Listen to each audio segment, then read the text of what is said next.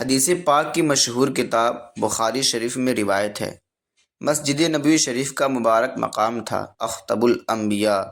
یعنی نبیوں میں سب سے بڑے خطیب امام الانبیاء رسول خدا احمد مجتبی محمد مصطفیٰ صلی اللہ تعالی علیہ وآلہ وسلم تشریف فرماتے۔ صحابہ کرام علیہم الرضوان بھی حاضر تھے اور ایک اجتماع یا حلقے کی صورت میں درس و بیان، ذکر و اذکار وغیرہ کا سلسلہ جاری تھا۔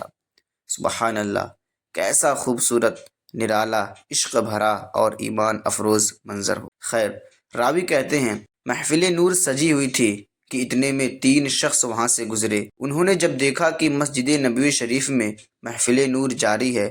سرکار عالی وقار مکی مدنی تاجدار صلی اللہ تعالی علیہ وآلہ وسلم صحابہ کرام علیہم الرضوان کی تربیت فرما رہے ہیں، تو ان میں سے ایک شخص تو اپنے راستے چلا گیا، باقی 2 مسجد میں حاضر ہوئے۔ ان 2 میں سے ایک نے خالی جگہ دیکھی تو آگے بڑھ کر وہاں بیٹھ گئے، دوسرے کو کوئی جگہ نہ مل سکی تو یہ سب سے آخر میں بیٹھ گئے۔ جب پیارے نبی رسول ہاشمی صلی اللہ علیہ وآلہ وسلم درس و بیان وغیرہ سے فارغ ہوئے تو فرمایا، کیا میں تمہیں 3 لوگوں کے متعلق خبر نہ دوں؟ ان میں سے ایک نے اللہ پاک کے حضور پناہ لی تو اللہ پاک نے اسے پناہ عطا فرما دی، دوسرے نے حیا کی تو اللہ پاک نے بھی اس سے حیا فرمائی، اور تیسرے نے منہ موڑا تو اللہ پاک نے بھی اس سے اعراض فرما لیا۔ اس حدیث پاک کی شرح میں علماء کرام فرماتے ہیں، فرمان مصطفیٰ صلی اللہ علیہ وآلہ وسلم کا معنی یہ ہے کہ ان 3 لوگوں میں سے پہلے صحابی رضی اللہ تعالی عنہ نے مجلس مبارک یعنی مسجد نبوی شریف میں سجی ہوئی اس محفل پاک میں آگے جگہ ڈھونڈنی چاہی تو اللہ پاک نے انہیں اپنے محبوب صلی اللہ علیہ وآلہ وسلم کے قرب میں جگہ عطا فرمائی، یا یہ مطلب ہے کہ اس نیک عمل کی برکت سے روز قیامت انہیں عرش کے سائے میں جگہ عطا ہوگی۔ دوسرے صحابی رضی اللہ تعالی عنہ نبی اکرم صلی اللہ تعالی علیہ وآلہ وسلم سے حیا کی، آپ صلی اللہ تعالی علیہ وآلہ وسلم بیان فرما رہے تھے۔ دوسرے صحابی رضی اللہ تعالی عنہ نے نبی اکرم نور مجسم صلی اللہ علیہ وآلہ وسلم سے حیا کی کہ آپ صلی اللہ تعالی علیہ وآلہ وسلم بیان فرما رہے تھے، لہٰذا یہ پیچھے ہی بیٹھ کر پیارے آقا کی پیاری پیاری باتیں سننے میں مصروف ہو گئے۔ اس ادب کی برکت سے اللہ پاک نے بھی ان سے حیا فرمائی، یعنی ان پر رحم فرمایا اور گناہوں کی معافی عطا فرما دی۔ اور تیسرا شخص جو شاید منافق تھا، اس نے بغیر کسی مجبوری کے دینی اجتماع سے منہ پھیرا۔ اس کی نحوست یہ ہوئی کہ اللہ پاک نے اس سے اعراض فرمایا، یعنی رحمت سے محروم کر دیا۔ پیارے اسلامی بھائیوں، اس حدیث پاک میں ہمارے لیے بہت سارے سبق ہیں۔ مثلا اس حدیث پاک سے معلوم ہوا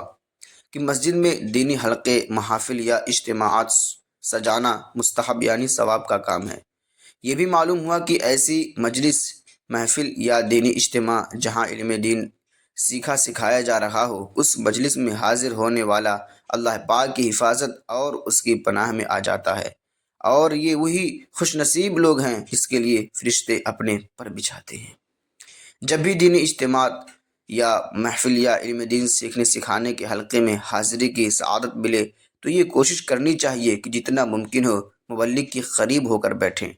تاکہ اس کی بات آسانی سے اور پوری توجہ کے ساتھ سن کر سمجھی جا سکے، اور اگر اجتماع گاہ میں، محفل میں، دینی حلقے میں جگہ خالی ہو تو اسے پر کر لینا چاہیے۔ دیکھیے پیارے آقا صلی اللہ تعالی علیہ وآلہ وسلم کی محفل نور میں آنے والے ایک صحابی رضی اللہ تعالی عنہ نے جب دیکھا کہ فلاں جگہ خالی ہے تو وہاں جا کر بیٹھ گئے۔ ان کے متعلق پیارے آقا صلی اللہ تعالی علیہ وآلہ وسلم نے فرمایا، آوا الی اللہ فآواہ اللہ، یعنی اس نے اللہ پاک کی حضور پناہ چاہی، اللہ پاک نے اسے پناہ عطا فرما دی۔ سبحان اللہ، ہمیں بھی چاہیے کہ جب بھی دینی اجتماعات میں، محافل میں، علم دین کے حلقوں میں حاضری ہو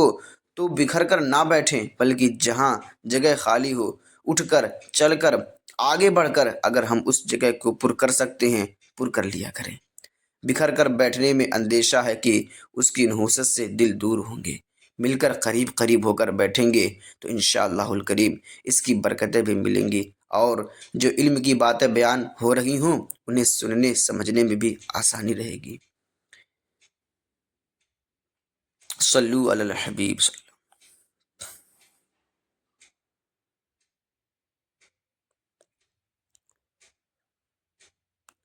اس حدیث پاک سے دینی اجتماع یا محفل وغیرہ کا دوسرا ادب یہ سیکھنے کو ملا کہ جب ہم اجتماع یا محفل میں پہنچیں، اگر اس وقت آگے جگہ نہ ہو تو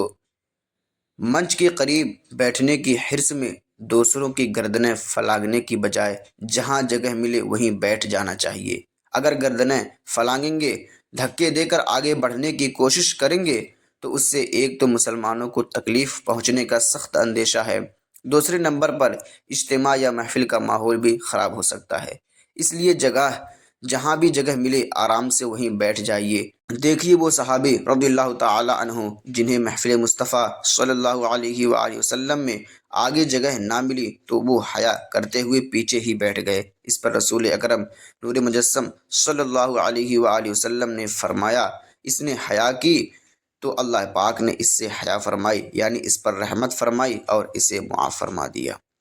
پیارے اسلامی بھائیوں، ایک اہم بات جو اس حدیث پاک سے ہمیں سیکھنے کو ملتی ہے وہ یہ کہ مصطفیٰ جان رحمت صلی اللہ تعالی علیہ وآلہ وسلم کی محفل کرم کے قریب سے گزرنے والے 3 شخص تھے۔ ان میں سے 2 تو بارگاہ رسالت میں آ کر بیٹھ گئے، مگر ایک شخص جو شاید منافق تھا، اس کو کوئی مجبوری بھی نہیں تھی، کوئی عذر بھی نہیں تھی، اس کے باوجود اس نے بارگاہ رسالت میں صلی اللہ تعالی علیہ وآلہ وسلم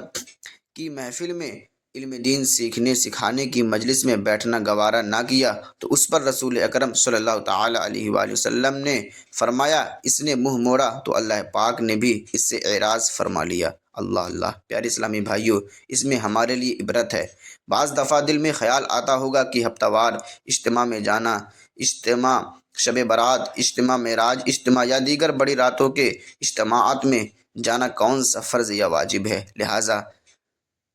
نہ بھی گئے تو خیر ہے، یہ ایک شیطانی وار ہے۔